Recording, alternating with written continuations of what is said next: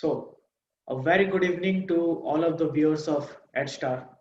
Welcome to EdStar. As we all know that right now in the country there is a situation is going on about the Kisan Andolan. Mister जो लाल बहादुर शास्त्री जो थे, उन्होंने एक बार अपना एक coat एक दिया था, जय जवान जय किसान, जिसमें उन्होंने क्लियरली कहा था कि अगर एक कंट्री का डेवलपमेंट आपको चाहिए तो आपको फार्मर्स एंड जो आर्मी, इनको आपको उतना रेस्पेक्ट एंड उतना उनको जो उनका जो हक होता है वो आपको देना जरूरी है। सो एज जो प्रेजेंट सिचुएशन हम जो अभी फिलहाल जो देख रहे हैं, जो फार्मर्स के साथ जो हो रहा है, एंड फार्मर्स सब जाके दिल्ली में जाके इकट्ठा हो चुके हैं एंड उनका एक नारा लगा रहे हैं कि चलो दिल्ली कैंपेन एक चल रहा है। तो प्रोटेस्ट करना एंड फैक्ट्स को जानना एक मतलब एक थोड़ा सा डिफरेंस है। तो आज हम लोग ये देखते हैं कि वो लोग क्यों प्रोटेस्ट कर रहे हैं। सब प्रोटेस्ट को सपोर्ट करना है कि हेट करना है वो एक बात की बात है। पहले हम लोग ये देखते हैं कि प्रोटेस्ट हो क्यों रहा है, किसान आंदोलन बिल है, किसान बिल है क्या, तो फार्मर्स बिल है क्या, वो कब ऑर्डिनेंस में आया, वो कैसे आया, हम सब इस इन सब के बारे में हम सारे के सारे डिटेल्स में हम लोग बात करेंगे। हमारे साथ है Subhranshu Shekhar Sahu and apprentice engineer of ordnance factory board Badmal. Hello Subhranshu. Hello, good evening. या आपको मेरी आवाज आ रही है? हाँ, मेरे को आपकी आवाज अच्छे से आ रही है एंड धन्यवाद मेरे को इस आंदोलन का एक मुहिम जो आपने सोचा है लोगों तक पहुंचाने के लिए, मतलब क्या है किसान आंदोलन, तो उसका उसका एक जरिया आपने मुझे चुना, उसके लिए धन्यवाद बताना चाहूंगा। हाँ, तो आते हैं किसान आंदोलन पे। ठीक है जी देवाशीष। जी बताइए, हाँ, क्या आपका कॉन्टेक्स्ट, क्या आपको क्या लगता है कि मतलब कि जो दिल्ली में जो हो रहा है क्या हो क्या रहा है, उसका क्या कॉन्टेक्स्ट क्या है?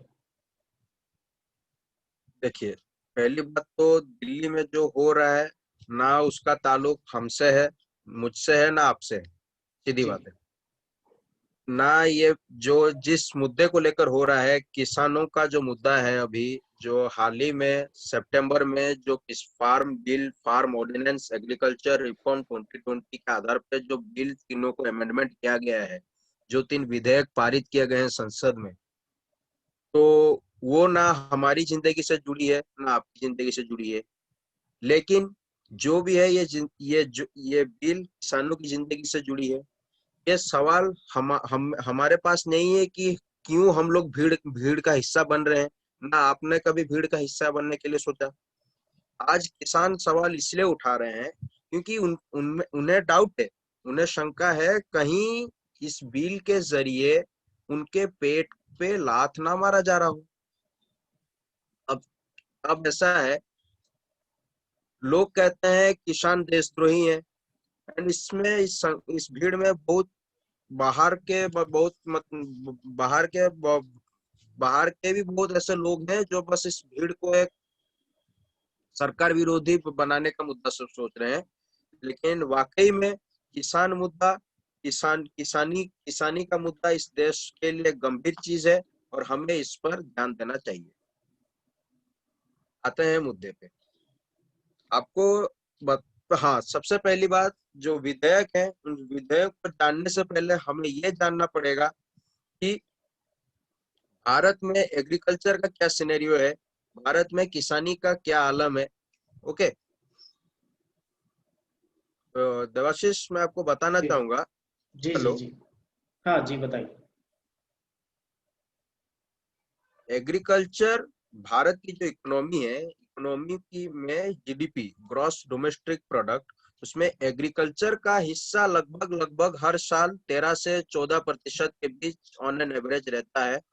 ठीक है, जी और इस देश में किसान किसान है कुल 26 करोड़ 29 लाख, ओके। जिसमें से 11 करोड़ 86 लाख किसान वो हैं जिनके पास जमीन है, जो जिनका खुद का अपना जमीन है किसानी करने के लिए। अच्छा। बाकी 14,43,00,000 किसान वो है जो किसानी के नाम पे मजदूरी करते हैं, एग्रीकल्चर लेबर। ठीक है। जी जी। अब देखिए जिनके पास अच्छा, मैं जमीन है, एक पॉइंट पे जो आना मैंने बता, चाहूंगा। एक पॉइंट पे मैं आना चाहूंगा। किसानी के नाम पे जो मजदूरी करते हैं जो आपने बताया, क्या आप थोड़ा सा उसको एक शॉर्ट में एलाबोरेट कर सकते हैं? बताता हूँ, आ रहा हूँ, जी उसी पे ही आ रहा हूँ। जी जी जी। जो हमने हमने जिक्र किया कि 11 करोड़ किसान है जिनके पास जमीन है। अब 11 करोड़ में से 8,46,00,000, लगभग लगभग मोटा मोटी 8.5 करोड़, 8.5 करोड़ किसान वो हैं जिनके पास 2 हेक्टेयर से भी कम जमीन है। और इन लोगों को माननीय प्रधानमंत्री हमारी सरकार के द्वारा किसान सम्मान निधि दी जाती है उनकी उनकी मदद के लिए। अब जो सवाल आपने पूछा कि जिनके जो जो किसानी मजदूरी करते हैं उनका क्या आलम है, वो जानने से पहले हमें ये जानना जरूरी है कि आजादी के बाद से भारत में, इन इंडिया, जो एग्रीकल्चर लैंड है, फॉरेस्ट लैंड है, जिस पे किसानी की जा सकती है, उसमें उस वो घट के आज के डेट में 9% तक पहुंच चुका है। और मौजूदा वक्त में 66% इरिगेशन लैंड है जिसमें इरिगेशन की कोई फैसिलिटी नहीं है। ठीक है, मैं आपको जी पहले आप ये जानिए कि किसान जिस चीज के लिए किसानी करता है वो चीज वाकई में किसान को मिलता है या नहीं मिलता है। 66% जो लैंड है इरिगेशन लैंड, जो जिसमें सिंचाई की जा सकती है, किसानी की जा सकती है, वहां पे इरिगेशन की कोई फैसिलिटी नहीं है। इसका मतलब क्या है कि आने वाले दिनों में एग्रीकल्चर कॉस्ट, एग्रीकल्चर के नाम पे जो कॉस्ट है, जो एग्रीकल्चर कॉस्ट है, वो और बढ़ेगी। वो और किस लिए बढ़ेगी? क्योंकि देखिए इरिगेशन के लिए आपको पंप चाहिए जहां से आप पानी देंगे। पंप के लिए आपको डीजल चाहिए। समझ में आ रही है? जी जी जी। अब अब इस कोविड के दौर में या फिर पिछले 6 महीनों में डीजल का दाम तो पेट्रोल से भी बढ़ गया, 18 रुपये ज्यादा हो गया। अब जब ये जी 18 रुपये ज्यादा हो जाता है तो आप किसान के नजरिए से हमको सोचना पड़ेगा कि जो लागत है, जो प्रोडक्शन कॉस्ट है पर हेक्टेयर, पर पर एकड़ में जो किसान को जो लागत पड़ता है वो 1,600 रुपये बढ़ गया, क्योंकि उसके लिए डीजल का कॉस्ट बढ़ गया है। जी अब सरकार ने इस दौर में किसानों से एक वादा किया था, बहुत अच्छी चीज है ये। मैं सरकार को एक समझदार, एक एक भारतीय समझदार नागरिक के तौर पे मैं सरकार को धन्यवाद देना चाहूंगा। सरकार ने इस दौर में इस चीज का घोषणा किया था कि 4 महीनों में किसानों को 6,000 रुपये दिया जाएगा जी उनकी मदद के लिए। लेकिन दूसरा तरफ आप ये भी देखिए, भारत में जो किसान है, भारत में जो किसान है उनकी एवरेज इनकम 6,241, 6,241 महीने की होती है। समझ में आई बात? जी जी। इसमें जो सबसे रईस किसान है, रिच, जो मतलब सबसे अच्छे किसान है, वो है पंजाब के। और मौजूदा वक्त में पंजाब हरियाणा के लोग ही उधर ज्यादातर आंदोलन में बैठे हुए हैं। हाँ, वो वही लोग रईस ज्यादा किसान, फार्मिंग कर रहे हैं। हाँ हाँ, वही नहीं, आप सही कह रहे हैं, उनके पास किसानी का जो सोर्स है ज्यादा है। एंड क्यों है वो भी मैं आगे बताता हूँ आपको। जी तो वही पंजाब के रईस किसान, उनका महीने का इनकम होता है 18,000। और वहीं पे हमारे बिहार यूपी के जो भाई किसान भाई हैं, उनका महीने का इनकम होता है 3,500। समझ में आई बात? जी अब जी जी। आप ये सोचिए, देश के प्रधानमंत्री लाल बहादुर शास्त्री, जिन्होंने कहा था जय जवान जय किसान, उनके एक कहने पे उस दौर में जो लोग, भारतवर्ष एक वक्त का उपवास रख के इस देश की किसान की जो इकोनॉमी है उसके जरिए इस देश को आगे बढ़ा, आगे लिया गया था। जी समझ रहे? इसके पैरेलल में आप ये भी सोचिए, इंडिपेंडेंस जब हुआ था भारत, जब भारत का इंडिपेंडेंस हुआ था, जब भारत आजाद हुआ था, उस दौर में हमारी जीडीपी में एग्रीकल्चर का जो हिस्सा था, एग्रीकल्चर जो किसानी थी, किसानी के जरिए हमारी जीडीपी का 60% जीडीपी में कंट्रीब्यूशन था। आज के दौर में एग्रीकल्चर का कंट्रीब्यूशन कितना है? 14 से 15%। ठीक है, लेकिन 1951 में हमारे देश में 7 करोड़ किसान थे और 3 करोड़ मजदूर थे। आज के दौर में 12 करोड़ किसान है, मजदूर कितने हैं? 15 करोड़। यानी पिछले 70 सालों से जो हमारी देश की जो अर्थव्यवस्था है, हमारी जो सरकारें हैं, उन्होंने किसानी को भारत की जो अर्थनीति, भारत की जो इकोनॉमी है, उसकी दृष्टि से कभी नहीं देखा है। इसीलिए इस दौर में हमने ये भी देखा है कि जो प्रवासी मजदूर थे, वो जब अपने घर लौट रहे थे, उनका ये सोचना था कि भले ही हम अपने घर को जाना पड़े, लेकिन कम से कम अपनी जमीन पे अपने घर में किसानी करते हुए 2 वक्त की रोटी चावल दाल तो खा सकेंगे। जी। हुआ यूं कि मैंने जो कि हमारे देश में किसानों का जो इनकम बताया, उससे आप ये बस इतना सा अंदाजा लगाइए कि इस देश में जिस गरीब इंसान किसी भी कॉन्स्टिट्यूएंसी का हो, वहां के जो एमएलए एमपी है, उनकी महीने की जो खर्चा होती है वो 10 गुना 20 गुना होती है। किसानों की मेहनत को उतनी तवज्जो नहीं दी जाती है। अब इसके जरिए, इस विधेयक के जरिए हम ये कर रहे हैं, हम एक नेटवर्क बनाने को जा रहे हैं जिसमें 2 चीजों का बोलबाला होगा। एक होगा गोडाउन और एक होगा रिटेल सेक्टर। इस विधेयक में क्या लिखा है, विधेयक में किसका क्या सवाल है, वो मैं बाद में बताता हूँ। लेकिन इस नेटवर्क में ये बताया जा रहा है कि 2 चीजों का बोलबाला रहेगा, एक गोडाउन का रहेगा, एक रिटेल सेक्टर का रहेगा। अब आप ये सब सोचो, अगर एक ही आदमी दोनों चीजों को ले ले, गोडाउन भी रख ले एक आदमी और रिटेल सेक्टर भी एक आदमी रख ले, तब उस आदमी की संपत्ति में तो इजाफा होते जाएगा। किसान ज्यों का त्यों जहां का वहीं ही रह जाएगा। किसान की तो कोई डेवलपमेंट नहीं होने वाली है। जी, सही बात है। समझ में आ रही है मेरी बात? जी जी जी। इसीलिए आज किसान सड़क पर है। और सबसे आश्चर्य और दुखद फैक्ट ये भी है, पिछले 15 साल में, तो मैं 2005 को अपना बेसलाइन लेता हूं, पिछले 15 साल में इस देश में 2,34,000 किसानों ने आत्महत्या की है। क्यों? सबसे बड़ा सवाल आज यही है, क्यों? यानी हर 1 घंटे में करीबन 2 किसान सुसाइड करते हैं।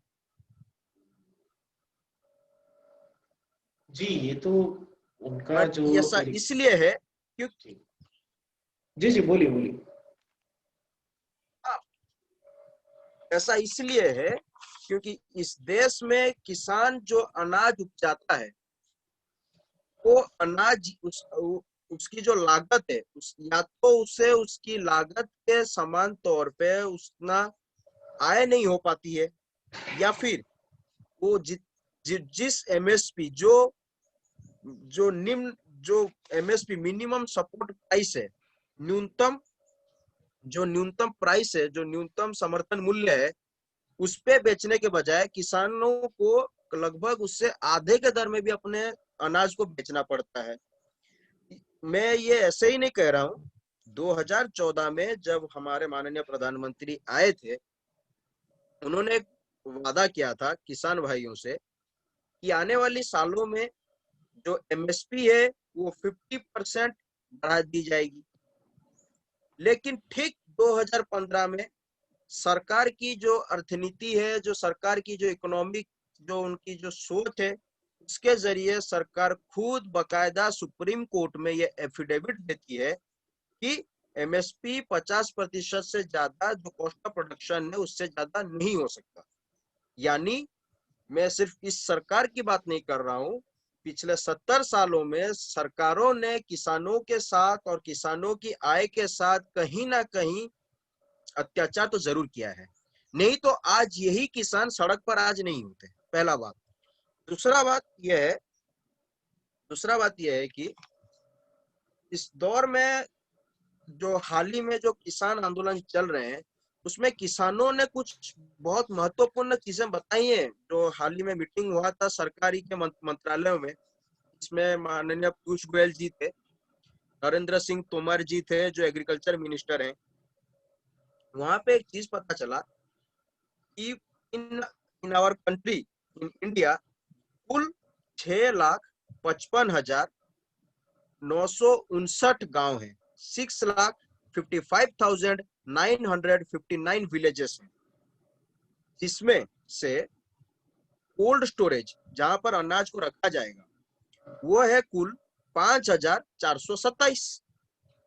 मतलब 6 लाख गांव है, कोल्ड स्टोरेज है सिर्फ 5,000 अनाज रखने के लिए।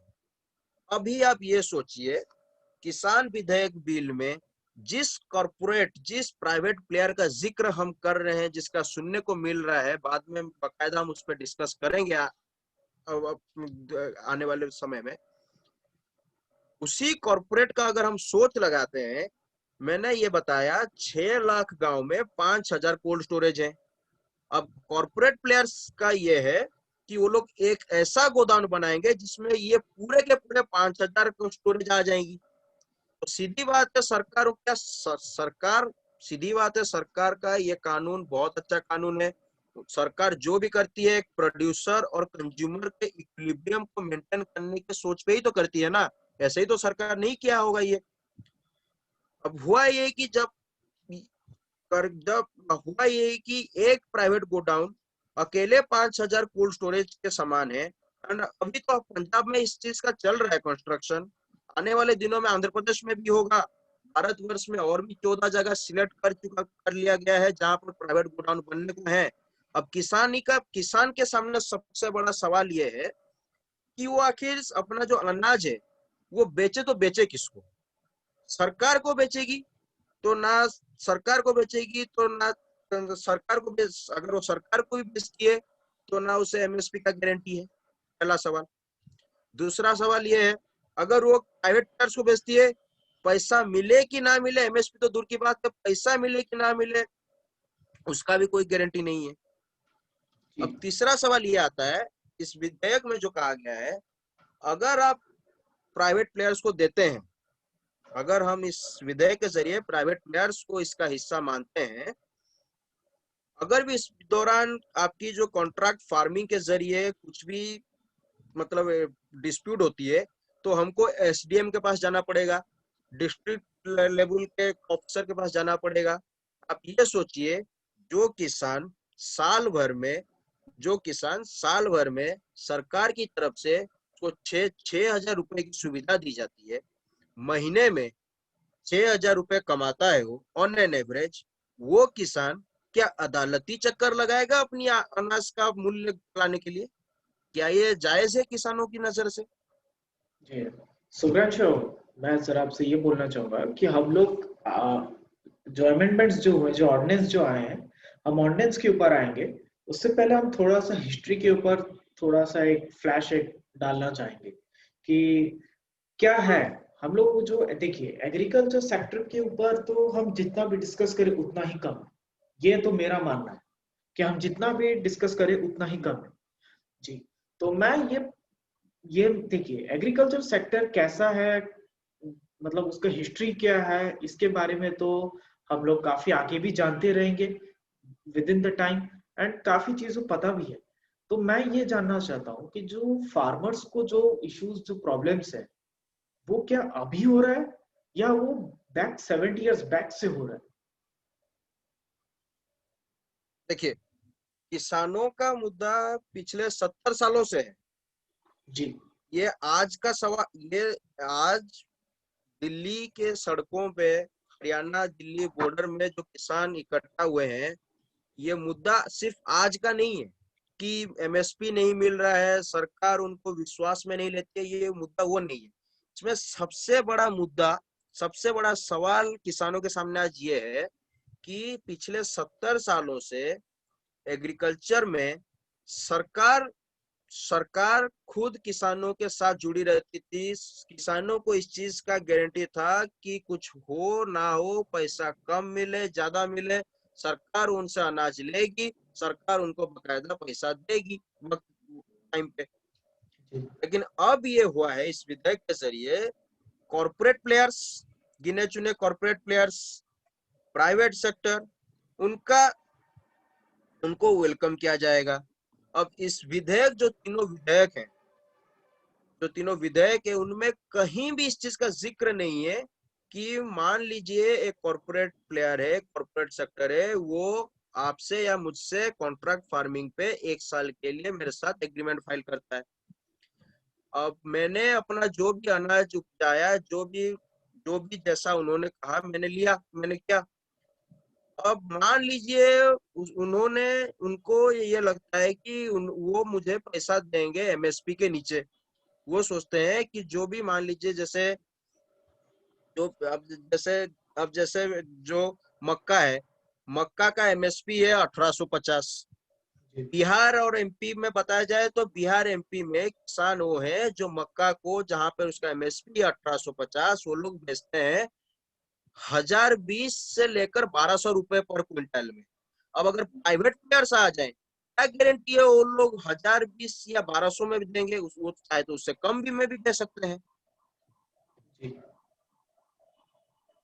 ये सबसे बड़ा मुद्दा है आज किसानों के सामने। किसानों का ये एक ही चीज है कि आप या तो तीनों विधेयक के जरिए आप एक कानून बना दें कि कोई भी प्राइवेट प्लेयर हो, कोई भी कॉर्पोरेट प्लेयर हो, वो अगर हमसे एग्रीमेंट करती है तब हमसे इस चीज का एक बकायदा रिटर्न एश्योरेंस हो कि हम आपको एमएसपी के नीचे देंगे ही नहीं, पहला चीज। दूसरा चीज, किसानों में एक और सवाल यह है कि अगर हमारे बीच कोई असमझ होती है एक कॉन्ट्रैक्ट फार्मिंग के तहत, तब किसानों में एक शंका है कि हम अगर एसडीएम के पास जाएंगे या फिर डिस्ट्रिक्ट लेवल ऑफिसर के पास जाएंगे या फिर जो अपीलेट अथॉरिटी है उनके पास जाएंगे, वो 30 महीने, मतलब किसान को अपनी जो अनाज की जो मूल्य, अनाज की जो लागत को अपने पास हासिल करने के लिए उसको 30 महीने तक सरकारी दरबारी में चक्कर लगाना होगा, अदालती दरबार, मतलब उसको करीबन 1 महीने तक इधर से उधर हर तरह के कानून के बाद जाकर उसको उसकी गारंटी मिलेगी कि आपको आपकी मूल्य राशि दे दी जाएगी। अच्छा, ये तो आप ये बता रहे हैं कि जब डिस्प्यूट जब होगा। हाँ, किसानों के सामने 3 ही सवाल है।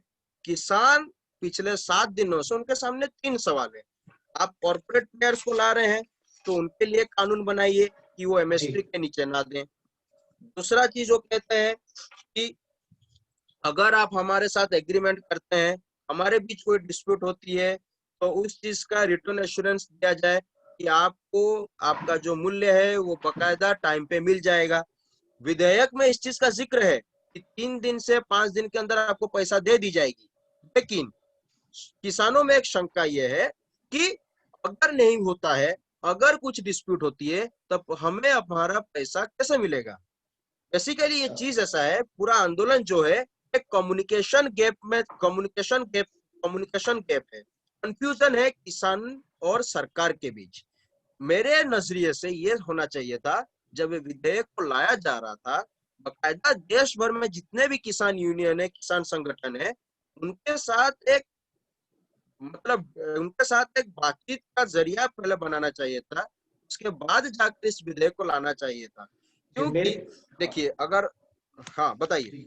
मेरे ख्याल से लगता है इसका मतलब ये एक पैनिक सिचुएशन एक क्रिएट हो गया है कि आप अचानक से आप अगर हाँ एक एक्ट लेके आते हैं तो एक देखिए, पॉसिबली जो मेरे को थोड़ा सा लगता है कि इंडिया में जो फार्मर्स का जो सिचुएशन है जैसा भी है, उनका जो टेक्नोलॉजी को लेके जो नॉलेज है वो आई थिंक थोड़ा सा कंपैरेटिवली थोड़ा सा लो रहता ही है, क्योंकि वो लोग maximum most of the time अपने फार्मिंग को जितना डिवोट करते हैं, वो लोग शायद इन सब चीजों से थोड़ा सा मतलब उनका गैप ऑटोमेटिकली रहता ही है। तो क्या आपको लगता है कि मतलब ये एक रीजन हो सकता है कि मतलब ये जो टेंशन एंड जो पैनिक सिचुएशन जो क्रिएट हुआ? नहीं, देखिए, किसान एक ही चीज को जानता है, वो अपने खेती को जानता है, वो सिर्फ खेती को जानता है, बीज को जानता है, अपने ट्रैक्टर को पहचानता है, अपने घर वालों को जानता है। जी जी किसान को किसी और चीज से ना मतलब था, ना मतलब है, ना आगे मतलब रहेगा। जी, बिल्कुल सही।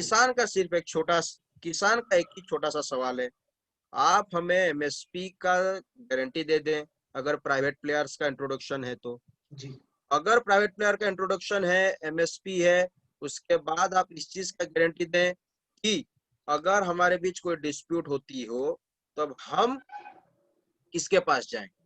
अगर एसडीएम के पास जाते हैं, पहले हम जाएंगे एक कॉन्सिलिएशन बोर्ड, एक समझौता समिति है, उनके पास जाएंगे।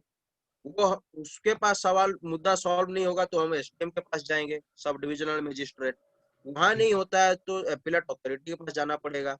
तो वो किसानों में सवाल ये है कि अगर हम इतने अदालती जो स्टेज है उसके थ्रू जाने से बेहतर है आप कानून बना दें। अगर हम हमारे साथ कोई ठगता है, तब हम सीधे तौर पे अदालत में जाकर उस आदमी के खिलाफ मुकदमा दायर कर सकते हैं और जी हमें हमारा पैसा मिल पाएगा। जी, बिल्कुल सही। इसमें कोई इसमें कोई टेक्नोलॉजी की बात है नहीं। मैं ये मानता हूँ इस देश में हमारा सरकार किसानों के साथ हमेशा से रहा है। हाँ, कहीं ना कहीं कोई कमी रहती है, ये सीधी बात है, सरकारों में कमी रही है, सरकार को किसानों के साथ बात करके इसको सुलझाना चाहिए। साथ ही साथ मैं ये भी मानता हूँ कि किसान इस देश की जो इकोनॉमी है, जिस देश की मौजूदा वक्त में जो इकोनॉमी है, उसमें सबसे बड़ा रोल किसान का है, क्योंकि हाल ही में जो जीडीपी का डाटा आया था ना, इस क्वार्टर में एग्रीकल्चर का कंट्रीब्यूशन है 3.4%। जी वो भी तब जब पूरे इस पूरे विश्व भर में कोरोना की महामारी फैली हुई है। और ऐसा इसलिए है क्योंकि जो हमारे देश में मौजूदा वक्त में किसान जो अनाज है, वो 6-6 महीने तक का अनाज अभी बांटा जा रहा है। इसीलिए तब जाकर कईयों की जिंदगी बची हुई है और इस देश की जो अर्थव्यवस्था है वो कहीं ना कहीं चल रही है। जी जी। तो सुभाष, मैं इस बात पे आना चाहूंगा कि एज बहुत जगह पे ऐसा भी मुद्दा उठा है, ऐसा भी क्वेश्चन रेज हुआ है कि जो मतलब जो फार्मर्स का जो मतलब जो एग्रीकल्चर जो सेक्टर है कि मतलब वो एक स्टेट गवर्नमेंट अपने हिसाब से उसको कंट्रोल करती थी, बट अब यूनियन जब उसको कंट्रोल कर रहा है तो कई जगह पे ऐसे क्वेश्चंस रेज हुए हैं कि यूनियन किस तरीके से मतलब स्टेट गवर्नमेंट से बिना किसी ओपिनियन लिए, बिना किसी सजेशन लिए इतना बड़ा मींस एक स्टेप उठा रहा है। देखिए, जितना थोड़ा सा है हम लोगों ने मतलब एक जो रिसर्च किया था हमारी टीम ने, तो हमने हमें ये पता चला था कि मतलब एक आर्टिकल 249 है और एक कॉन्करेंट लिस्ट है। जी क्या आप थोड़ा सा उसके बारे में जी, कुछ बता सकते हैं? देखिए, जहां तक मुझे मालूम है, एग्रीकल्चर एग्रीकल्चर और मार्केट शेयर दोनों दोनों वो दोनों एग्रीकल्चर और मार्केट वो स्टेट की लिस्ट में आती है। जी जी शायद मैं सही हूँ, ये मैं जी जो जी जी, बता रहा हूँ। सही है।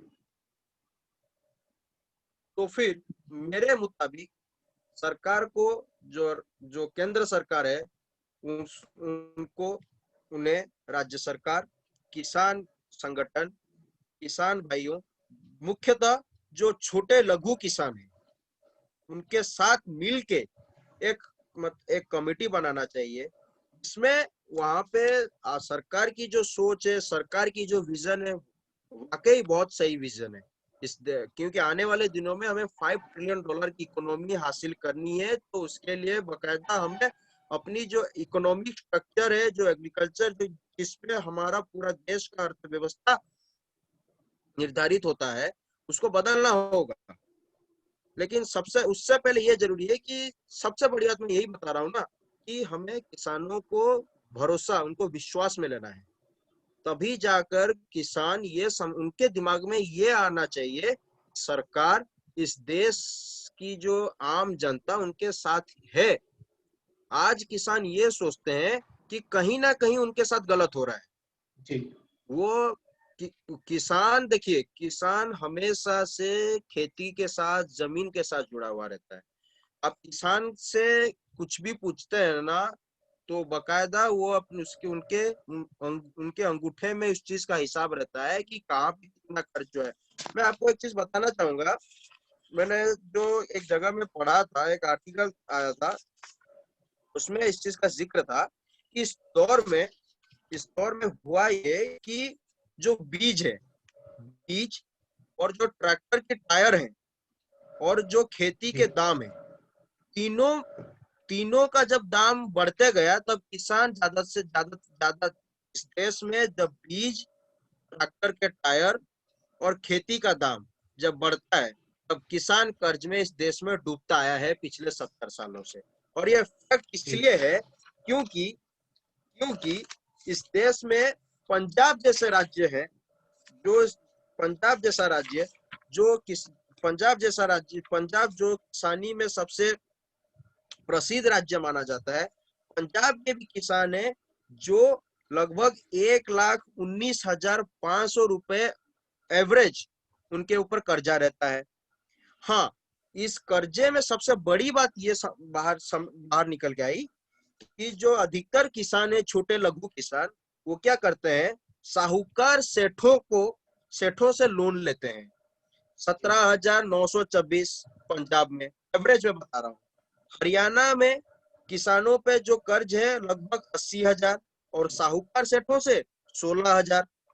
ऐसा में ये होता है, इस देश का एग्रीकल्चर में किसानों का जो हालत आप ये समझिए, हमने साहूकार सेठों से लोन तो ले लिया। अब अब जैसे बिहार जैसे राज्य में जहाँ पे एमएसपी मंडी सिस्टम खत्म हो चुकी है, वहां पे ये होता है कि हमने आपसे लोन लिया, हम आपकी कोई सामान बेचेंगे, आपको सामान देंगे, तो आप हमें क्या देंगे, उसके बदले में कहीं कपड़ा देंगे पहनने के लिए, कहीं बच्चों के लिए शिक्षा देंगे, कहीं खाने के लिए 2 वक्त का रोटी दे देंगे। जी और जो सरकार है, एक रिसर्च में ये पता चला है, बिहार में ही एक रिसर्च हुआ है हाल ही में, जहाँ पर नीतीश कुमार ने फिर से शपथ ग्रहण किया। बिहार में एक रिसर्च में पता चला 39% किसान वो है जो साहूकार सेठों से लोन लेकर अपना किसानी चलाते हैं, और 29% किसान वो है जो बार्टर सिस्टम के जरिए किसानी करते हैं। यानी हम आपको अनाज देंगे, आप हमें शिक्षा देंगे, कपड़े देंगे, खाने के लिए 2 वक्त का रोटी दे देंगे। जी सिर्फ 6% सिर्फ 6% किसान वो है जो अपना अनाज स्टेट गवर्नमेंट, जिनसे सरकार अनाज लेती है। बाकी 18% वो है जो खुले मार्केट में, इस चीज का जिक्र इस विधेयक में भी है, खुले मार्केट में अपना सामान बेचते हैं। और सबसे दुखद और आश्चर्यजनक चीज ये है कि जब वो सामान बेचते हैं, ना तो उन्हें एमएसपी पे अपना सामान मिलता है, पैसा मिलता है, और यहाँ तक कि जो धान है वो 1,000 प्रति क्विंटल तक में भी नहीं बिकता।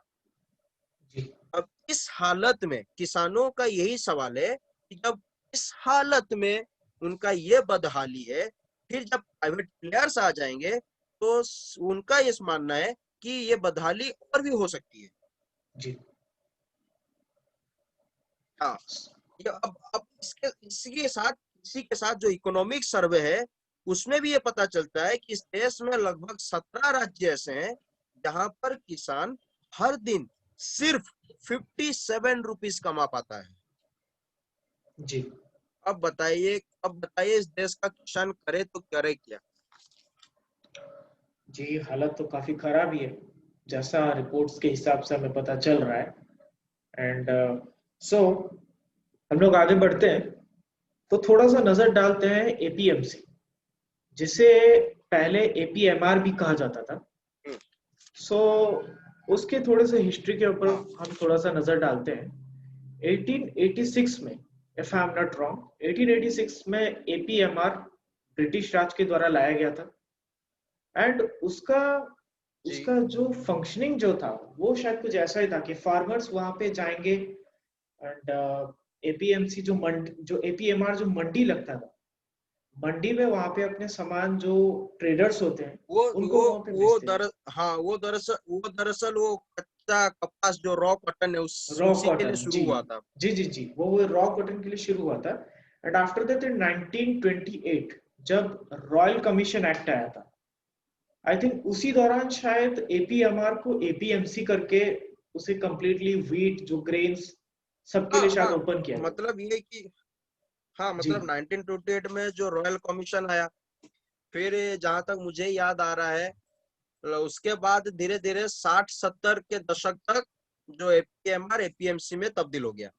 जी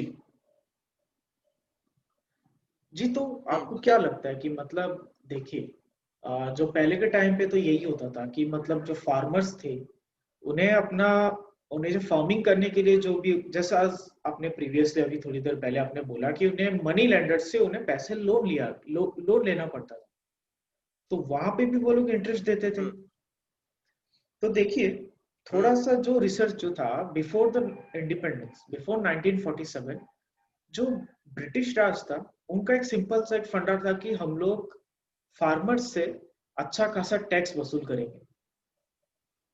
तो किसान बेचारा बिफोर द 1947,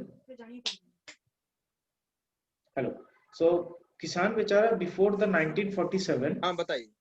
जी, किसान बेचारा बिफोर द 1947 वो एक तो ब्रिटिश राज को भी टैक्स देता था, एंड सेकेंडली उसके बाद हम लोग एपीएमसी के बारे में भी बात करते हैं, एग्रीकल्चरल प्रोड्यूस मार्केट कमेटी। अगर हम लोग इसका थोड़ा हिस्ट्री के ऊपर देखें तो इन 1886 इसे एपीएमआर के नाम से इसको लाया गया था। एंड एपीएमआर जो 1886 में ब्रिटिश राज के द्वारा जो इम्प्लीमेंट हुआ था for the raw cotton. So in 1928 I think जो रॉयल कमीशन एक्ट आया था उसमें शायद इसको एपीएमसी करके इसमें जो बाकी भी जो व्हीट्स एंड सीरियल्स ग्रेन्स जो बाकी जो एग्रीकल्चरल प्रोडक्ट्स हैं जो प्रोड्यूसर्स होते हैं उनको भी शायद इसमें उसी टाइम पे उसे ऐड किया गया। एंड जो बिफोर 1947 की जो हम लोग जब बात करेंगे, जस्ट एज आपने थोड़ी देर पहले अभी बताया हमें कि मतलब कि किस तरीके से मनी लैंडर्स से उन्हें पैसे लेने पड़ते थे। देखिए, आपने तो वो बताया कि मनी, बकायदा बकायदा किसान आज भी उन्हीं के जरिए चलता है।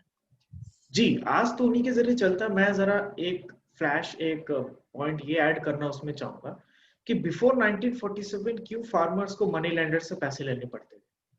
देखिए, ब्रिटिश गवर्नमेंट क्यों? का हाँ एक ब्रिटिश गवर्नमेंट का एक मोटो एक ये था कि वो सब जितना ज्यादा पैसा हो सके वो फार्मर से वो ले सके, ठीक है जी। तो पहले फार्मर्स देखिए, एज जैसा मैंने बोला कि ब्रिटिश राज का एक ये था कि मतलब कि वो सबसे ज्यादा मतलब जो क्या कहते हैं जो खून चूसना जिसे कहते थे, तो फार्मर्स का ही करते थे। फार्मर्स से जितना ज्यादा टैक्स हो सके उतना ज्यादा टैक्स उनसे वसूलते थे। तो फार्मर्स बेचारा क्या करता था, उन टैक्सेस को पे करने के लिए वो मनी लेंडर से पैसे लोन पे लेता था। अब वहां पे तो टैक्स दिया, यहाँ से लोन लेके अब मनी लेंडर को भी इंटरेस्ट के साथ पैसे वापस करने होते थे। तो बेचारा अगर, तो वो देगा कैसे अपना एग्रीकल्चरल जो उसका जो प्रोड्यूस जब जिस हिसाब से होगा वो उसी तरह से उसे लाके देगा।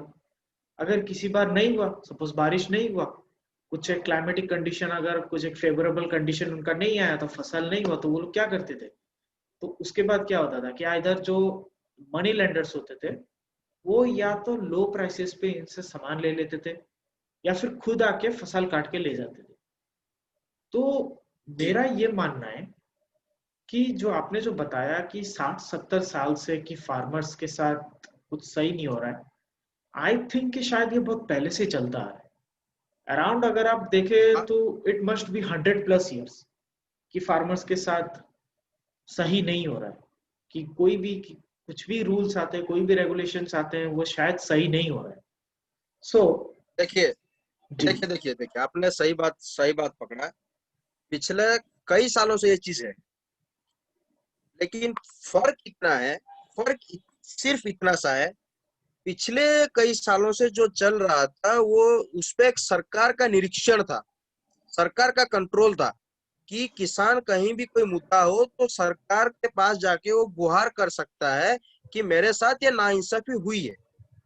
जी अब अगर प्राइवेट प्लेयर्स आ जाएंगे, कॉर्पोरेट प्लेयर्स आ जाएंगे, आप ये सोचिए एक छोटा किसान जिसकी महीने की जो आय है कहीं 3,000 से 6,000 बीच के बीच होता है, और वो कॉर्पोरेट जिसकी एक दिन की, एक मिनट की आय होती है लगभग लगभग 30,000, वो क्या उसके साथ कंपेयर कर पाएगा और उसको जाके अपना सब मुद्दा बता पाएगा? जी, देखिए ये जो ये तो नहीं आप हो जो सकता। जी देखिए आप जो बोल रहे हो जो प्राइवेट प्लेयर्स की बात, वो आई थिंक ये जो अमेंडमेंट जो ऑर्डिनेंस जो आया है ये उसकी बात की बात है। मतलब ऐसा इस अमेंडमेंट या जो ऑर्डिनेंस जो पास हुआ है, इसके इसके अंदर इसके बारे में ऐसा सब लिखा हुआ है। मैं थोड़ा सा जानना चाहता हूँ इस अमेंडमेंट से पहले का जो पिक्चर जो था, तो पहले का पिक्चर क्या था, जरा आप हमें बता सकते हैं? जो एपीएमसी मंडीज के थ्रू जो मतलब जो डील जो चलता था, उसमें ऐसा फार्मर्स को क्या प्रॉब्लम होता था कि जिसके वजह से ये अमेंडमेंट, ये रेगुलेशंस लाने पड़े गवर्नमेंट को? क्या आप थोड़ा बता सकते हैं?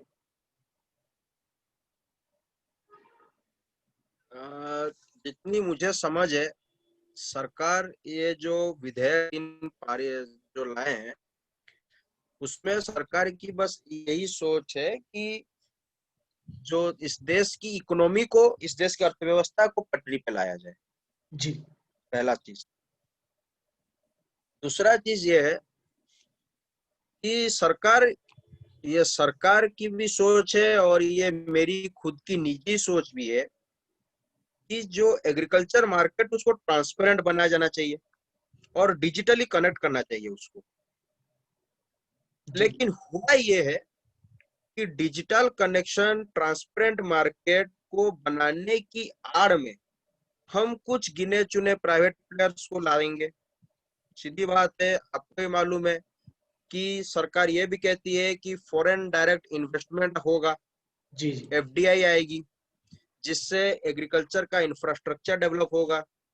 सरकार इस विधेयक के आधार पे एक और वक्त अपना तर्क ये भी देती है कि इस विधेयक के जरिए किसानों की जो ट्रांसपोर्टेशन कॉस्ट है, जो जो अनाज को कहीं और लेकर जाकर बेचने का जो कॉस्ट है, वो भी कम हो जाएगा, क्योंकि प्राइवेट प्लेयर्स जी आएंगे सीधा उन्हीं के खेतों से सामान ले लेंगे। जी जी लेकिन कहीं भी इस चीज का सरकार ने जिक्र ये नहीं किया, या फिर पिछले कई सालों में आप मुझे एक कानून वो दिखा दें जहाँ पर ये लिखा गया हो कि किसान अपने राज्य के बाहर, अपने जिला के बाहर अपनी अनाज को नहीं बेच सकता। ऐसा कोई पहले कानून नहीं था। हाँ, इस सरकार ने अपने कानून में अपने तरफ से ये चीज लिख के दे दिया है कि आप ये लेकर बेच सकते हैं। ऐसा पहले कहीं नहीं था कि सिर्फ किसान नहीं बेच सकता, किसान बेच सकता था। प्रॉब्लम ये था कि किसान को जो ट्रांसपोर्टेशन कॉस्ट है वो ज्यादा पड़ता था। इसलिए जी सरकार ने ये किया कि जो प्राइवेट प्लेयर्स है वो आके उनसे अनाज ले लेंगे। एक एग्जाम्पल हमारे माननीय प्रधानमंत्री ने मन की बात में बताया था, और इसका जिक्र हम न्यूज़पेपर में भी एक बार देखे थे। पुणे में एक किसान है, एक मैं पुणे का कहानी बता रहा हूँ। पुणे में एक किसान है जो अंगूर, ग्रेप्स है, वो ग्रेप्स का कल्टीवेशन करता है। तो उसने एक फार्म के साथ कॉन्ट्रैक्ट के तौर पे, उसके साथ एक फार्म के साथ एग्रीमेंट हुई। तो उस फार्म ने बताया कि वो ग्रेप्स कल्टीवेशन के जरिए वाइन बनाएगा। समझ में आई जी बात? अब हुआ ये, उस एग्रीमेंट के तहत 4 साल के बाद जिस कंपनी के साथ उस किसान की एग्रीमेंट हुई थी, कंपनी मना कर देती है किसान को कि हम आपसे ये अंगूर नहीं लेंगे। अब यहाँ पे यही यही चीज तो किसानों के दिमाग में है, उनके जहन में है कि मैंने एक एग्रीमेंट किया है एक फार्म के साथ, कल को एक आध साल के बाद वही फार्म मुझे कहेगी कि हम आपसे सामान नहीं लेंगे। यानी इसका इसका नतीजा ये होगा कि मुझे उस फार्म के जो टर्म कंडीशन है, उनकी जो अपनी सोच होगी, मुझे उसी के तहत चलना पड़ेगा।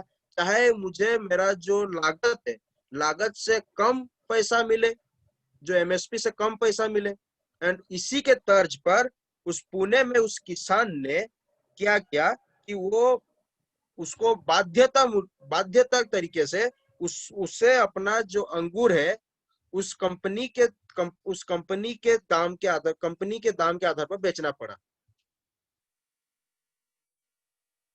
हाँ, अब बताइए आप।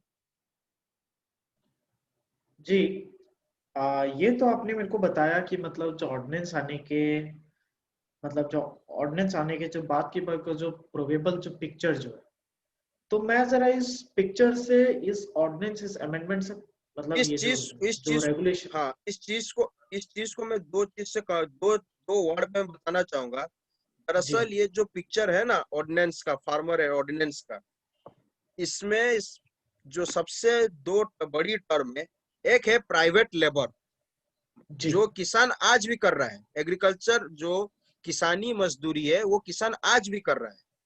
ऑर्डिनेंस के बाद क्या होगा? प्राइवेट लेबर, उसके साथ साथ प्राइवेट फार्मिंग। जी एक एक बंधुआ मजदूरी था, अभी क्या होगा, एक बंधुआ किसानी हो जाएगा। किसान की जो सोच है, उसकी जो मेहनत है, उसे ये लगता है कि कहीं ना कहीं उसके साथ धोखा हो रहा है। एंड मैं बार बार यही कहूंगा कि सरकार किसानों की जो मांगे हैं, उनकी जो सवालें हैं, सबसे पहले उन्हें सुने। सरकार को मैं पूरा मेरा समर्थन है। मुझे मालूम है कि सरकार जो भी करती है किसानों के लिए, आम भारतीयों के लिए बेहतरीन सोच लेके करती है। एंड बकायदा मैं इस चीज को तहे दिल से सरकार का, प्रधानमंत्री जी का शुक्रिया अदा करना चाहूंगा कि कोविड के दौर में सरकार ने जिस तरह वैक्सीनेशन की जो प्रक्रियाएं हैं उसके साथ अर्थव्यवस्था को आगे चलाने का जो कदम चुना है, शायद ही कोई ऐसा देश हो जो ऐसा वक्त कर सके। जी, काफी अच्छा तारीफ रहा है हमारे कंट्री के बारे में। तो जो जो ऑर्डिनेंस जो पास हुए, मैं जरा उसके पहले के मतलब इससे पहले जब जो चल रहा था मैं उसके ऊपर जरा एक पिक्चर डालना चाहूंगा। हमारे जो फार्मर्स थे वो लोग एपीएमसी मंडीज में अपने प्रोड्यूसर्स को लेके जाते थे। वहां से जो ट्रेडर्स होते थे और जी जो ट्रेडर्स होते थे वो ट्रेडर्स प्रोड्यूसर्स को वहां से लेते थे एक कॉस्ट पे। क्या आप मेरे को बता सकते हैं कि जिस कॉस्ट पे ट्रेडर्स लेते थे, क्या वो कॉस्ट गवर्नमेंट के द्वारा कुछ फिक्स था? क्योंकि वहां पे तो ट्रेडर्स जाके ऑक्शन क्या करते थे, तो क्या वहां पे कोई इस एमएसपी इस फिक्स था? चीज इस चीज नहीं, इस चीज पे मुझे कुछ खासा ज्ञान नहीं है, मतलब मुझे मालूम नहीं है। लेकिन देखता हूँ मैं अगली बार जब आप इस चीज के बारे में हम बातचीत करेंगे तो मैं जरूर आपको बताऊंगा। जी मैं जी देखूंगा ठीक। इस चीज के बारे में। जी ठीक है, कोई बात नहीं। मैं आपको थोड़ा सा ओवरव्यू इस पे दे देता हूँ एज थोड़ा जो रिसर्च हमारे टीम ने जो किया था उसके बेसिस पे मैं आपको ये बताना चाहूंगा कि गवर्नमेंट ने एक एमएसपी फिक्स किया हुआ था वहां पे। जैसे समझिए कि कांदा है, ऑनियन, ऑनियन सपोज 20 रुपया किलो, ये गवर्नमेंट का ये एमएसपी है। गवर्नमेंट ने ये फिक्स कर दिया है कि भाई जो ट्रेडर्स जो ऑक्शन करेंगे उनका वो 20 से ही स्टार्टिंग होना चाहिए। तो जो भी ट्रेडर्स आते थे वो वहां पे ऑक्शन करते थे, कोई 21 बोलता था, कोई 22 बोलता था। तो वो फिर फार्मर के ऊपर था कि वो किसको दे। बट यहाँ पे एक चीज जो हुआ, जो ग्राउंड रियलिटी जो हमारे टीम ने जो एक दो थोड़ा बहुत जो सर्वे जो किया था, जो लोग एपीएमसी में जाके जो लोग लाइन लगाते थे, जो लोग खड़े रहते थे, उन्होंने ऐसा कहा है कि जो ट्रेडर्स आते थे वो कभी कभार अपने अंदर एक म्यूचुअल मतलब डिस्कशन कर लेते थे, एक अंडरस्टैंडिंग कर लेते थे कि एमएसपी है 20, तो भाई हम भी 20 पे ही अटकेंगे, हम 20 से किस पे जाएंगे नहीं। तो उस बेचारे फार्मर को क्या करना पड़ता था, उसे 20 पे ही उसे देना पड़ेगा। वो लोग लेके जाते थे। अब वो लोग उसी प्रोड्यूस को, उसी प्रोडक्ट को आगे जाके मार्केट पे कितने रेट में बेचते थे, ये तो फार्मर को भी नहीं पता है।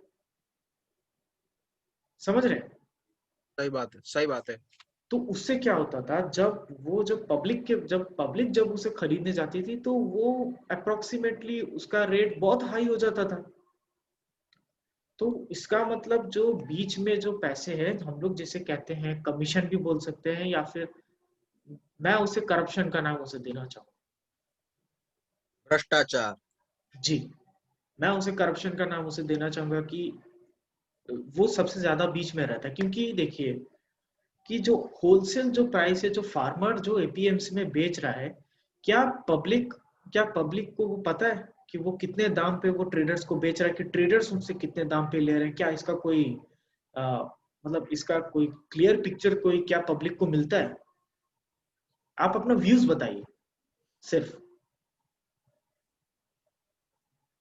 आपने जो भी बोला वो जी बिल्कुल सही बोला। एंड आप उसी ओनियन उसी कांदा का मैं एग्जांपल देना चाहूंगा। जी पिछले दिनों जो किसान संगठन की जो सरकार के साथ बातचीत में जो चीज पता चला, उसके बाद जो पता चला न्यूज के जरिए या फिर कहीं कुछ आर्टिकल्स में भी मैंने देखा है, मैं बताऊंगा। जो किसान है इन दिनों, जो प्याज का दर है वो 50 से 60 रुपए के आसपास है। जी मतलब अभी तो ज्यादा हुआ होगा, लगभग लगभग 50-60 मार्केट में बहुत मतलब महंगा हो गया है प्याज। जी हकीकत में बताता हूँ, जो किसान है, जो छोटा किसान है, उन्होंने इस दौर में, कोविड के दौर में प्याज को अपनी फसल से, खेती से डायरेक्ट 0.59 पैसे से लेकर 3.5 रुपए प्रति किलो के दर पे बेचा है। समझ में आ रही है मेरी बात? जी जी मतलब ज्यादा से ज्यादा 3.5 रुपए किलो तक का बिका हुआ प्याज हमको मार्केट में मिलता है 50 से 60 रुपए के दर पे। जी आप यही चीज का सवाल कर रहे थे ना कि इस पे मेरी प्रतिक्रिया क्या है। इस इसके दूसरे तरफ आप ये देखिए, जो मध्य प्रदेश में एक जगह है होशंगाबाद।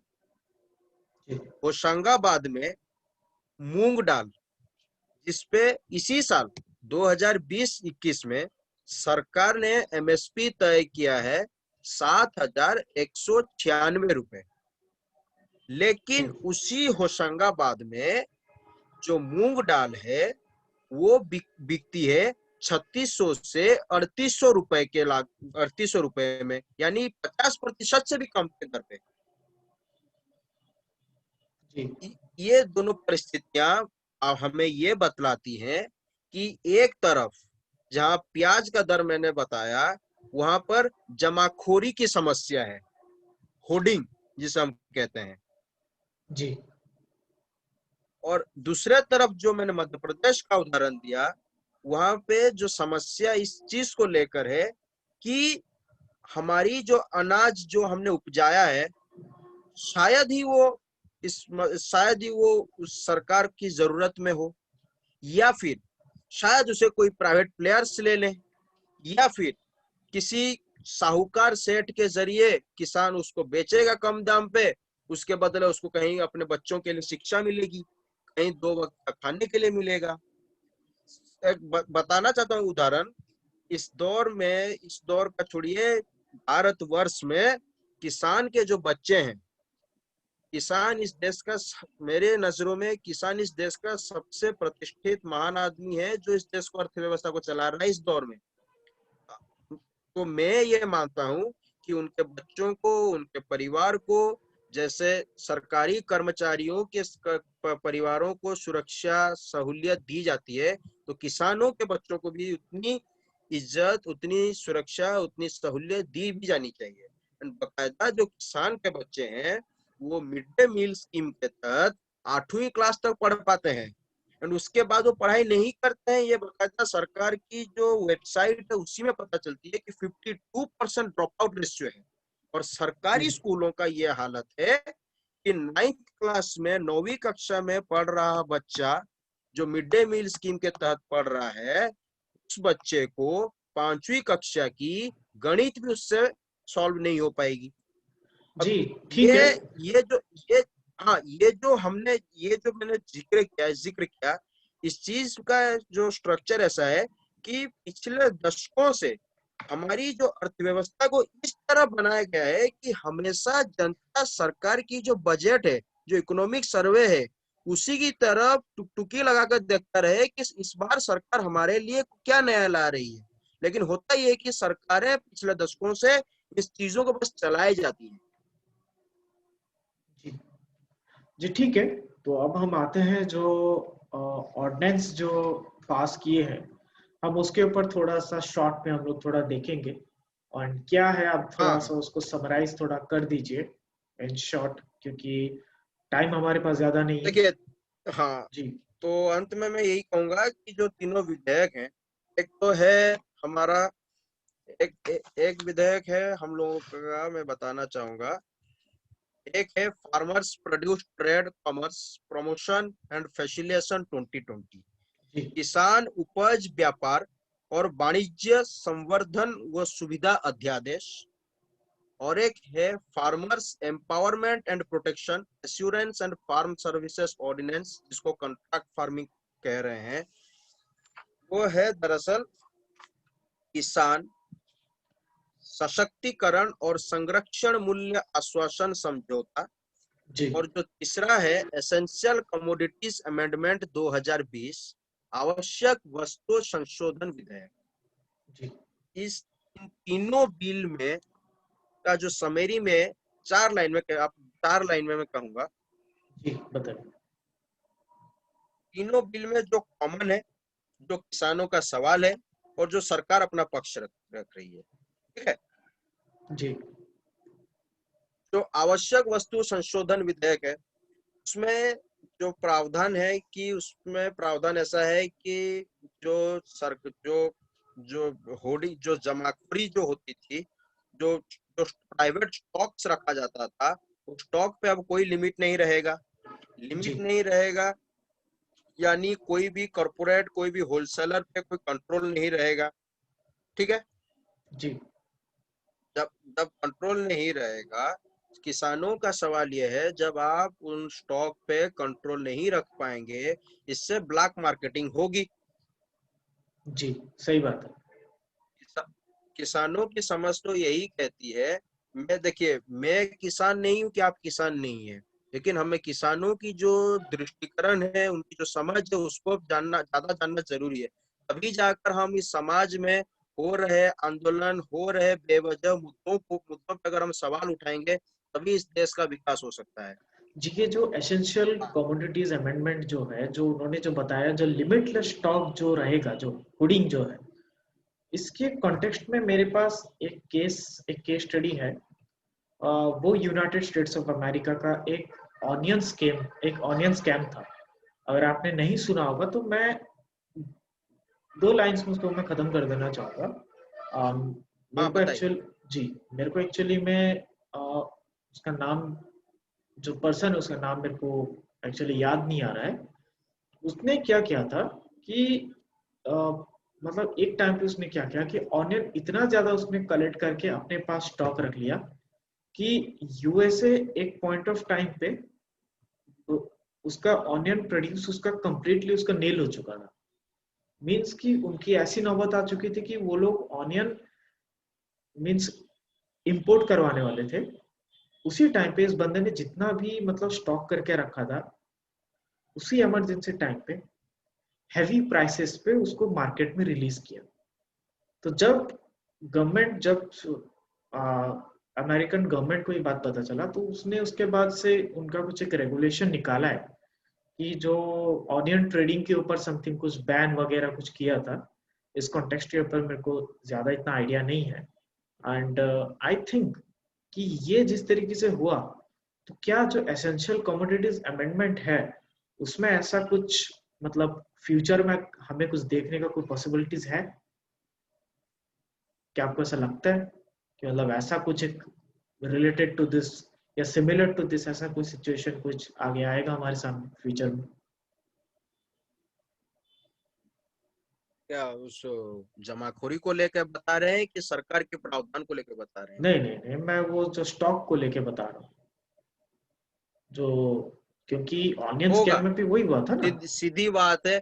सीधी देखिए देखिए सीधी बात है। आप कुछ भी कहें, जब तक आप देखिए, एक सांड है, सांड, सांड को अगर आप खुला छोड़ देंगे ना, कहीं ना कहीं वो दंगल मचाएगा। जी। मैं एक छोटा सा उदाहरण आपको दिया, नहीं, सांड सही को बात। जब अपन खुला छोड़ देंगे कहीं ना कहीं वो दंगल मचाएगा। उसी तरह प्राइवेट प्लेयर्स पे ठीक है, ये अच्छी बात है, आप सरकार का ये मानना है कि जब युद्ध का परिस्थिति हो या इमरजेंसी हो, पेंडेमिक हो, तभी सरकार अपने अपने रेगुलेशन के तहत कोई भी सामान की स्टॉकिंग कर सकती है या फिर रख सकती है या फिर हटा सकती है। जैसे इस दौर में मास्क सैनिटाइजर को रखा गया। जी। तो मैं ये कहता हूँ, मेरा ये सोच है या फिर मेरी जो अपनी सजेशन है, सरकार से मेरी दरख्वास्त है कि एक तो कहीं ना कहीं एक जो स्टैंडर्ड गाइडलाइन रेगुलेशन होना चाहिए, एक लिमिट होना चाहिए कि इस हद तक आप जमाखोरी कर सकते हैं। क्योंकि मैं ये जो सबसे बड़ा मुद्दा किसानों के सामने या फिर हम जैसे आम जनता के सामने यही है कि मान लें आज जिस कंपनी जिस फार्म के साथ उस किसान ने अपना एग्रीमेंट किया है, 1 साल 2 साल 3 साल 4 साल के बाद उसी किसान से लिया हुआ अनाज वो फर्म, वो जो कंपनी है, वो दोगुने रेट पे मार्केट में अगर वो बेचना शुरू करेगा, तब रोजमर्रा जीवन यापन की जो चीजें हैं, क्या उसे वो आम किसान जिसके जरिए उस कंपनी का व्यापार चल रहा है, क्या उसे वो खरीद पाएगा? आप उस किसान का सोचिए, फिर अपने आप खुद के अपने बारे में सोचिए, क्या आप ले पाएंगे? इस दौर में प्याज टमाटर की कीमतें आपको शायद मालूम होगा। जी। जी। जी, तो फिर हम आते हैं जो जो farmers empowerment and protection agreement on price जो है, हम उस पे आते हैं, जो कॉन्ट्रैक्ट फार्मिंग है। तो जहां तक हम लोगों को इस ऑर्डिनेंस के बारे में हमें जितना पता है कि मतलब कि जो प्राइवेट फर्म्स है वो लोग डायरेक्टली आएंगे फार्मर्स के, उनके फार्म से डायरेक्टली लेके जाएंगे एंड उनका जो ट्रांसपोर्टेशन चार्जेस है वो भी सेव होगा। तो क्या इस पे मतलब, तो इसमें सबसे ज्यादा टेंशन क्यों है? क्योंकि जितना भी हम लोगों ने अभी तक देख रहे हैं कि सबसे ज्यादा टेंशन कॉन्ट्रैक्ट फार्मिंग को लेके है। यही है टेंशन। मुद्दा छोटा सा है। इसमें बताया यह गया है कि जब कॉन्ट्रैक्ट फार्मिंग के तहत एक तो किसान और उस फर्म जो भी कंपनी है, होलसेलर है, जो भी है, उनके बीच पहले एग्रीमेंट होगी कि हम जी। इतने दर पे आपसे सामान लेंगे। अब जी श्योर। मुद्दा इस यही है कि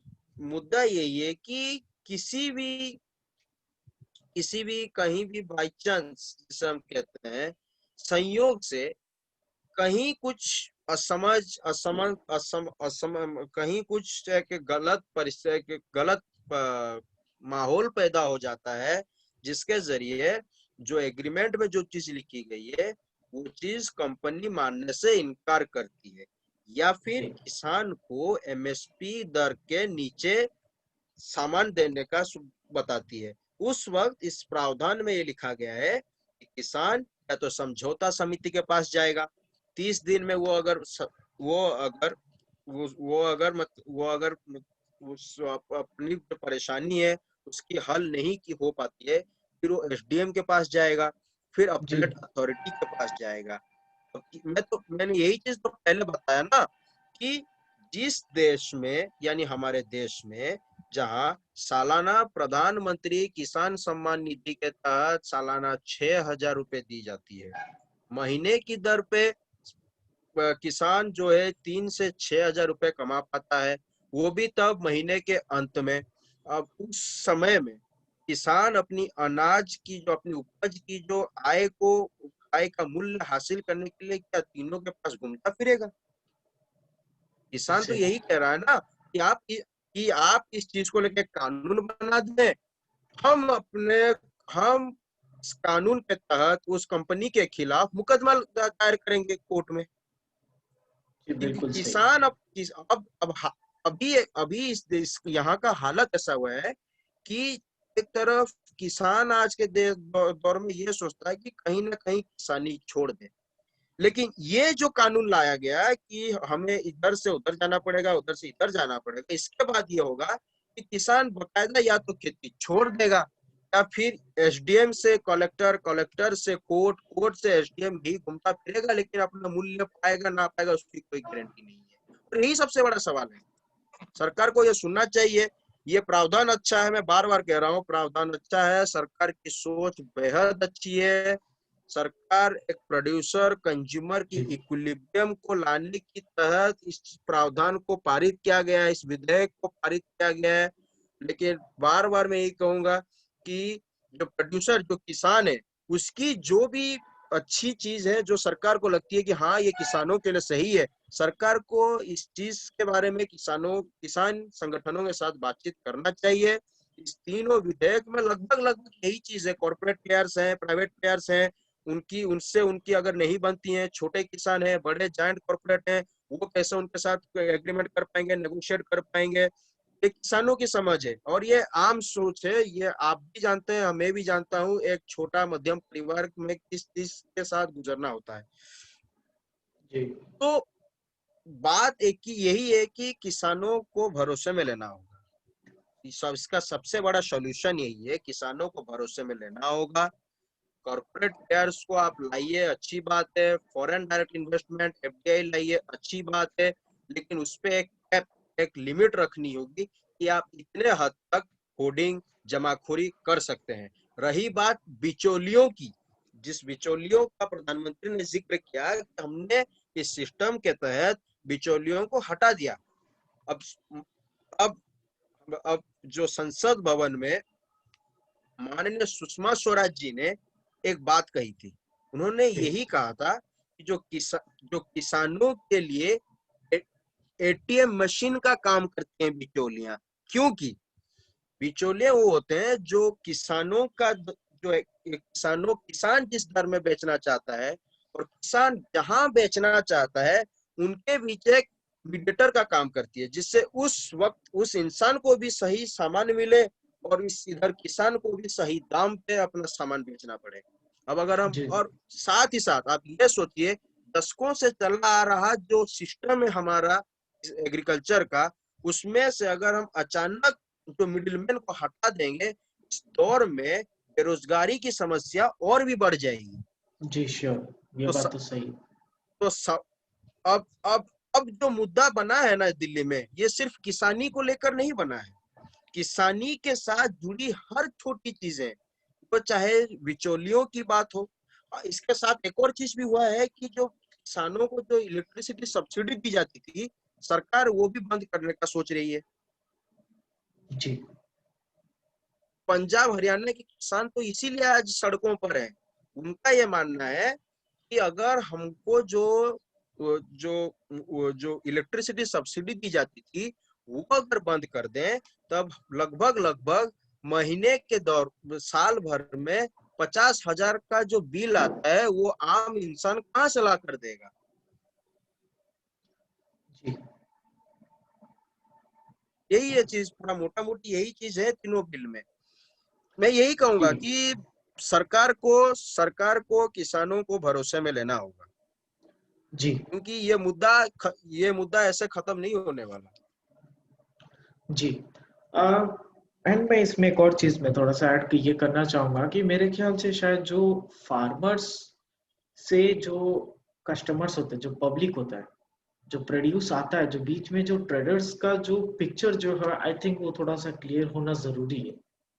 क्योंकि हमारे पास जो चीज 100 रुपया किलो, 80 रुपया किलो आता है, अगर वही चीज अगर फार्मर्स उसे 10 से 20 रुपए के बीच में अगर बेचता है, तो आई थिंक कि वो शायद फार्मर्स के साथ कुछ मतलब वो एक तरह से ज्यादती होती है। ये मेरा मानना है। आप इसके ऊपर क्या कहना सही चाहेंगे? बात है। नहीं, मैं आपकी बात से पूरा इत्तेफाक रखता हूँ, ये होना चाहिए। लेकिन फिर वही सवाल है, अगर हम प्राइवेट प्लेयर्स के हाथ में देते हैं, उन पे जी। तो एक स्टैंडर्ड जो नॉर्म्स बननी चाहिए ना। जी। जी। जी। क्योंकि क्योंकि मैं यही कहूंगा बार बार, खुला खुला घूमता सांड हमेशा दंगल मचाएगा। जी। जी। आपका बात पूरी तरह से सही है। सो इसके पैरेलल में नहीं जी। मैं एक छोटा 2 मिनट मुझे दीजिए, एक छोटा सा जी आखिर में एक श्योर। चीज बताना चाहूंगा। Sure sure. एक जगह में मैं पढ़ रहा था किताबों में, उसमें बहुत ताजुब करने वाली चीज मुझे पता चली। जी 1970 1970 में व्हीट व्हीट का जो पर क्विंटल प्राइस था, दैट वाज ओनली 76 रुपीज। ठीक है। जी। हेलो। हाँ जी, बताइए। हाँ, जो गेहूं का प्राइस था वो सिर्फ 76 रुपीज था। ठीक है। जी 2015 में, यानी 45 ईयर्स के बाद, उसी व्हीट का पर क्विंटल प्राइस कितना होता है? 1450, 1450। ठीक है। जी अब इन 45 सालों में जो सरकारी कर्मचारी हैं, अगर आप सिर्फ बेसिक पे और डियरनेस अलाउंस को भी लेते हैं, उनकी इनकम में इंक्रीमेंट होती है 120 से 150%। जी जो स्कूल टीचर्स हैं, उनकी इनकम में जो इंक्रीमेंट होती है वो 280 से 320 गुना तक। और जो यूनिवर्सिटी के फैकल्टी हैं, उनकी इनकम की जो इंक्रीमेंट होती है वो 150 से 170 तक। जी लेकिन जो किसान का इनकम है, वो सिर्फ और सिर्फ 19 गुना बढ़ पाया है इन 45 सालों में। यानी 1970 में जिस गेहूं का दर 1 क्विंटल को लेके 76 रुपए था, 45 साल के बाद होना ये चाहिए था, अगर अगर 100 गुना भी अगर हम बढ़ाएं, तो किसानों की आय होनी चाहिए थी 7,600 रुपए प्रति क्विंटल उनको मिलना चाहिए था। जी लेकिन 2015 में ये मिलता है कितना? 1450 रुपए प्रति क्विंटल। ये है किसानों का समस्या, और इसको सरकार इस चीज के बारे में कहीं ना कहीं पिछले दशकों से इस चीज को सरकार ने शायद ही अपने अर्थव्यवस्था का हिस्सा नहीं माना।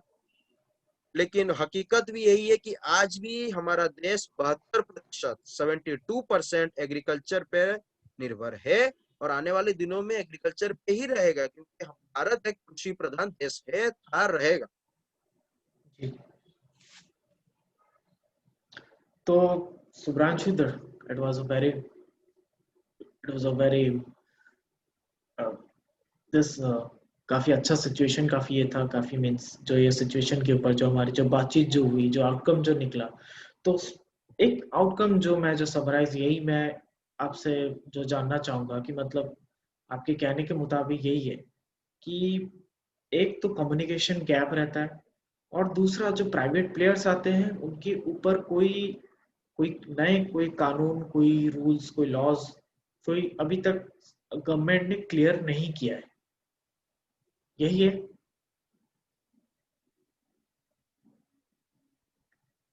ठीक है। सो ये काफी मतलब काफी अच्छा सेशन रहा है हमारा, ये डिस्कशन काफी अच्छा रहा है। सो होप हम अंत एक में दो अंत में दो लाइन अंत में 2 लाइन जरूर कहूंगा जी भारतवर्ष की तरफ से, कि सिर्फ हंगामा खड़ा करना मेरा मकसद नहीं, मेरी कोशिश है कि ये सूरत बदलनी चाहिए।